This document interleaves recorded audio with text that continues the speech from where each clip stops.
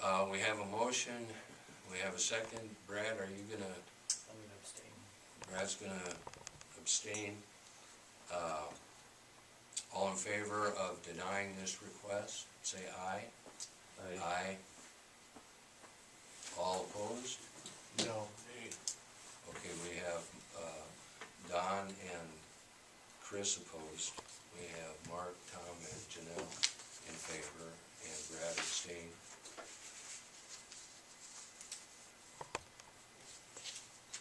Finally, Village Auto LLC, a loan request for $30,000. We denied a $60,000 request. When we got the $30,000 request and talked with Todd and Deanna, nothing had really changed except the loan guarantee request had been cut in half. We did take the time in subcommittee to look carefully at the business plan.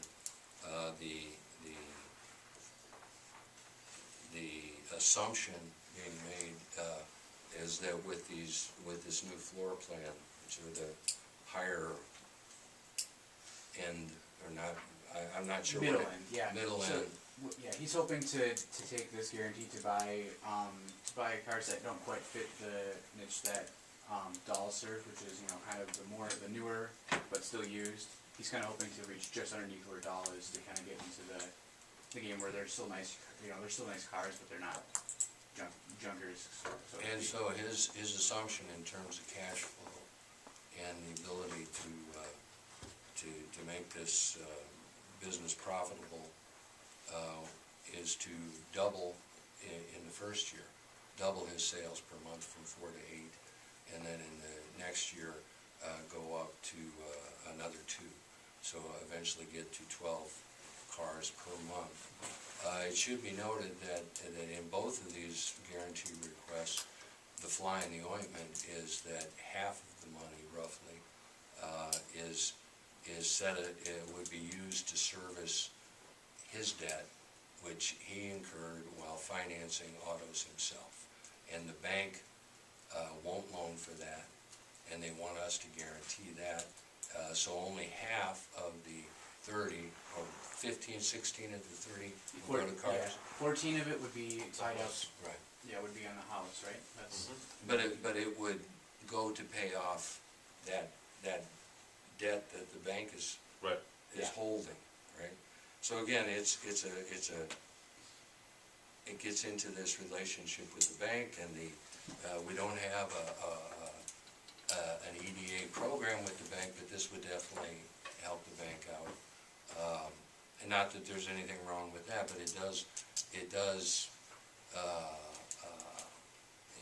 you know, it adds concern and risk, and it raises the question, why would we guarantee a loan to pay off bad debt that the bank has incurred from this auto business? And the other part of it is, which I seem to be the only one who's really concerned about, but I'll mention it, which is loaning money to buy cheap used cars, fixing them up and selling them. It seems like in terms of startup business, and you know, we might be using that money for other things such as buying a building, do other things besides the used car inventory. So a lot of personal editorial comments there, but the subcommittee looked at this, and Janelle, please jump in, but we didn't feel that it was a good situation, and particularly because of that $14,000 of bad debt to the bank that we would be guaranteeing. It just becomes a wheel of. Although, you know, that said, and I'll just throw this out before we get to any further discussion, both Scott and I came to a similar conclusion independently without talking to each other until today, which is we could conceivably loan them $15,000 or $16,000 for the cars. Forget the other debt. We secure that loan a revolving loan fund with the titles. We hold the titles. It's legwork, it's, Who's gonna, you put that on staff? no other place to put it, yeah. But that would be the collateral. As far as I know, that would be the only place, other than perhaps a second mortgage on his house, which is, I'm not sure how much we get out of that, but that, you know, again, that, any way we look at it, we're just looking for a plan B, another business we would like to help and not exactly slam the door on. But in this instance, the plan B would be to actually loan him money against, and it would be a line of credit. So as they bought vehicles, you know, how, the details of how you hold the title, I'm not sure what that really means. I'm not in the car business. Yeah, I can speak to that, because I actually worked at a dealership before CETA.